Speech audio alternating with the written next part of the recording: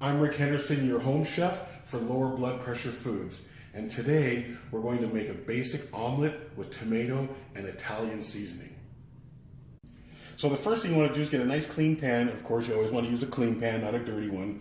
We have ours on about 3. It's been sitting on there for a few minutes. This will allow it to come to full heat.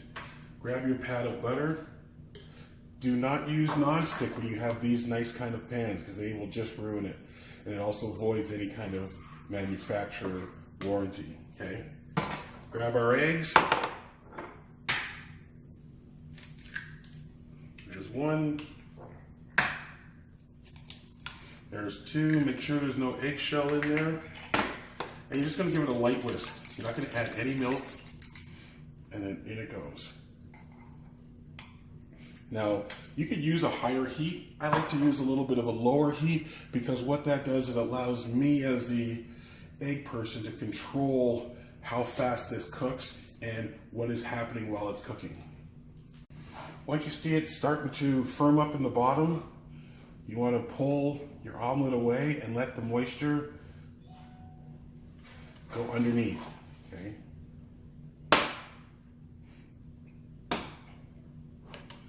Turning out real nice.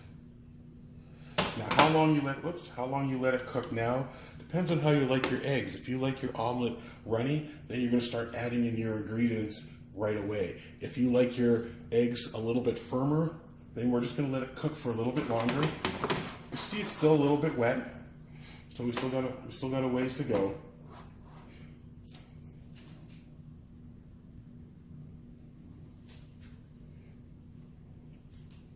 So the eggs are about where I like to have them. So I always just give it a nice tilt, slide my spatula over top, and gently fold it in half. Now what I do is I grab my seasoned tomatoes. So this is tomatoes with Italian seasoning, and we'll put a few of them in there. We don't have to put them all in there, right? Because we need some room to operate. Oh, sorry, I didn't mean to step on the tripod. Okay, we'll put those here, flatten them over. Make it all nice.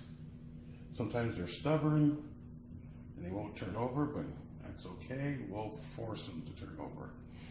All right, and then we're just going to fold it over again. Again, that's where I usually tilt. Isn't that pretty? All that's left now is the plate. So I've removed it from the heat.